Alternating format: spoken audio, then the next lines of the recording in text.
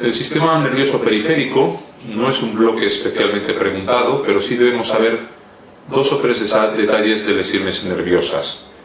Hemos ido intercalando con algunas fracturas y luxaciones lesiones neurológicas, habitualmente en forma de neuroapraxia, que acompañan algunas fracturas por su localización. Por ejemplo, el nervio radial en las fracturas de húmero, por ejemplo, el nervio axilar o circunflejo en las lesiones de hombro, por ejemplo, el nervio ciático en la luxación posterior de cadera. Aparte de eso, merece la pena conocer algunas generalidades del sistema nervioso periférico. Tenemos que recordar que el nervio va envuelto por una serie de cubiertas que lo protegen ante las lesiones y que en muchas ocasiones van a influir luego en su reparación también. Y tenemos que recordar que hay tres tipos de lesiones, según la clasificación lesional, la de Seddon, que nos indican no solo el tipo de lesión, sino también el tipo de tratamiento a realizar y el tipo de recuperación esperable. De menos a más grave, la más leve de todas es la neuroapraxia. Es una lesión habitualmente por contusión o estiramiento nervioso en la que el nervio no se afecta por dentro. Se produce un edema, el tratamiento es expectante, es conservador y la recuperación suele ser espontánea. Hay que tranquilizar al paciente y en el plazo de unas semanas a unos meses, según el nervio y la localización, se puede producir una recuperación completa. La axonotmesis es una lesión más grave porque se produce una lesión axonal, no de las envueltas, sino axonal. Afortunadamente la envuelta del tendón protege el entorno y permite que pueda haber una recuperación espontánea sin necesidad de tratamiento quirúrgico. El tratamiento es conservador, hay que dejar la zona más o menos tranquila y quieta, y esa recuperación se produce a raíz de 1 milímetro al día de avance de regeneración neural. En muchas ocasiones se produce una recuperación completa, como os digo, sin necesidad de hacer ninguna cirugía. La lesión más grave de todas es la neurotmesis, en la que se produce una lesión de las dos cosas, del axón, de los axones nerviosos y de las cubiertas. El ejemplo más clásico es una lesión en la que hay una sección nerviosa, un corte, una fractura que secciona un nervio, y en estos casos hay que hacer una cirugía, hay que suturar el nervio, hay que hacer una neurorafia. La sutura debe hacerse de manera muy cuidadosa, habitualmente con ayuda de un microscopio, de unas gafas lupa, para poder reconstruir otra vez todas las envueltas del nervio. Es muy difícil, por no decir imposible, reconstruir fascículo a fascículo del nervio, y lo que hacemos, lo que intentamos es convertir una neurotmesis en una axonotmesis, es decir, intentar volver a tener unas cubiertas intactas para que el nervio regenere bien por dentro. Y eso lo conseguimos de muchas maneras. Con la sutura directa, también tenemos pegamentos especiales que nos sirven para unir y mantener unida la cubierta para que regenere el nervio por dentro, o tenemos unas vainas de silicona que nos sirven para hacer un tubito artificial, una especie de vaina de mielina artificial que dé paso a la reconstrucción interna espontánea del nervio. En esta situación la recuperación es variable. En muchos casos incompleta y en muchos casos se recupera de manera parcial. Y es importante decir que de las tres tipos de lesión, sin duda, es la de pronóstico más incierto o menos agradecido. Recordad también lo que es la degeneración primaria y la degeneración valeriana, que produce un nervio. Cuando hay una lesión, de manera distal a la lesión, el nervio va a degenerar porque no le llega ningún estímulo ni ningún nutriente para poder regenerar.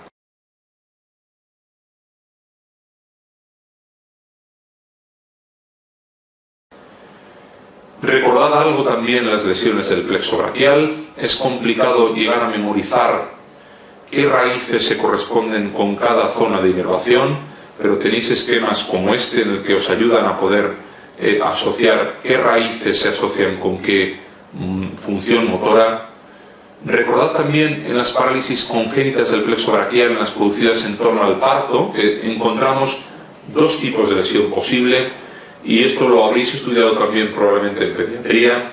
Recordad que la más frecuente de las dos es la parálisis de Duchenne, en las que se produce una afectación de las raíces C5 y C6.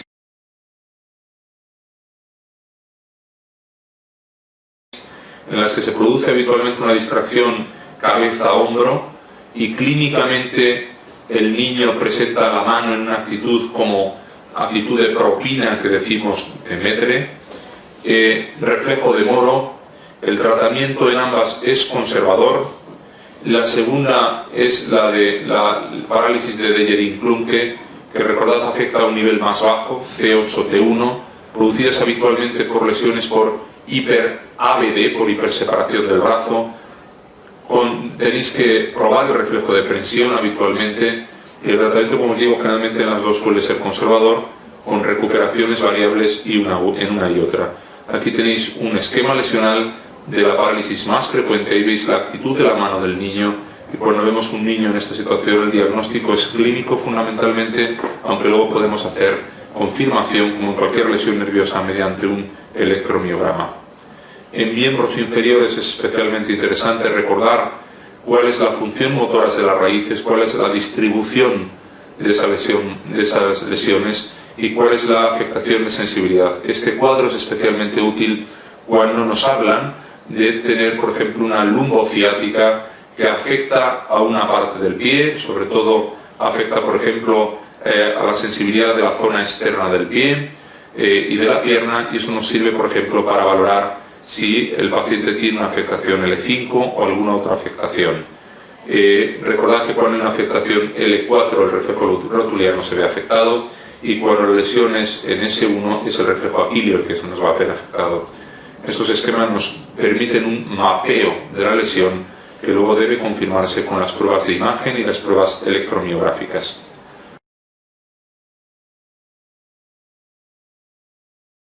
Para acabar con el bloque de lesiones neurológicas, es importante que recordéis que la neuropatía más frecuente que vemos en el cuerpo humano, con mucha diferencia, es una neuropatía por atrapamiento en el túnel carpiano, en la muñeca.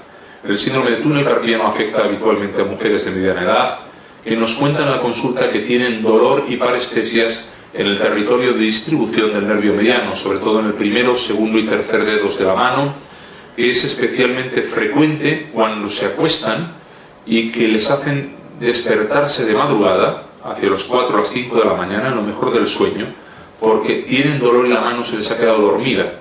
Y lo que nos dicen es que después de un rato de apretar la mano y de mover la mano, el problema desaparece. Pero esto, como imagináis, es muy limitante.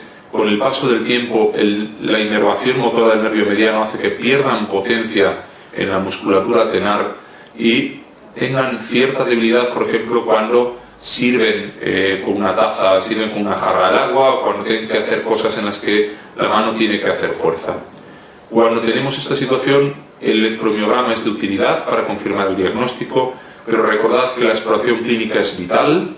Las maniobras de Tinel al comprimir el nervio afectado produce calambre, o la maniobra de Fallen o de Fallen invertido al mantener durante un minuto las muñecas en situación de flexión se produce una agudización de la sintomatología porque comprimimos el nervio mediano, o la de Durkheim, que es presionando directamente el nervio, se produce también el adormecimiento de primero, segundo y tercer dedo, son diagnósticas habitualmente.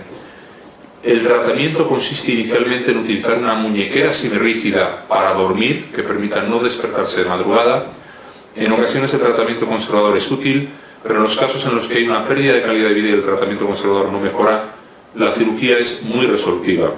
La cirugía consiste en la apertura del ligamento anular del carpo para permitir más espacio al nervio mediano y que no se comprima. La recuperación sensitiva suele ser inmediata, la recuperación motora suele tardar algo más, y la recuperación de ambas depende mucho del tiempo de evolución y de la gravedad de la lesión neurológica. Cuanto más afectación y más tiempo de evolución, más lenta y más incompleta es la recuperación.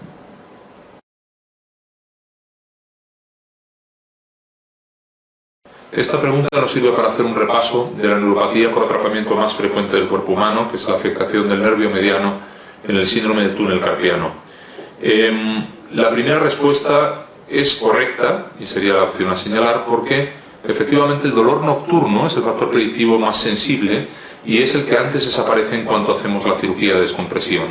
El paciente que tiene dolor nocturno todas las noches, que no duerme, que se despierta a medianoche, es una merma grande de calidad de vida, que nos lleva en muchas ocasiones a indicar la cirugía, y cuando descomprimes el canal carpiano, el paciente viene a la consulta diciéndote que por primera vez en mucho tiempo ha sido capaz de dormir de un tirón sin notar esas molestias. En la fase inicial, como dice la respuesta número 2, no es frecuente la atrofia de la musculatura tenar. Siempre hay un tiempo de afectación sensitiva y en fases tardías hay una atrofia de la musculatura tenar asociada. Y la recuperación, como nos pone la pregunta 3, no es mayor y mejor y más espectacular cuanto más avanzada esté la enfermedad hasta el momento de la cirugía, sino todo lo contrario. Si tenemos una enfermedad con en gran medida una gran afectación neurológica, la recuperación es más lenta y más incompleta cuanto más tarde la operemos. Las férulas nocturnas, como nos dice en la respuesta 4, sí son eficaces en el tratamiento del túnel carpiano. En muchas ocasiones sirven para mejorar el dolor y en ocasiones evitar la cirugía. Y por último, el TINEL no es el signo más específico del túnel carpiano.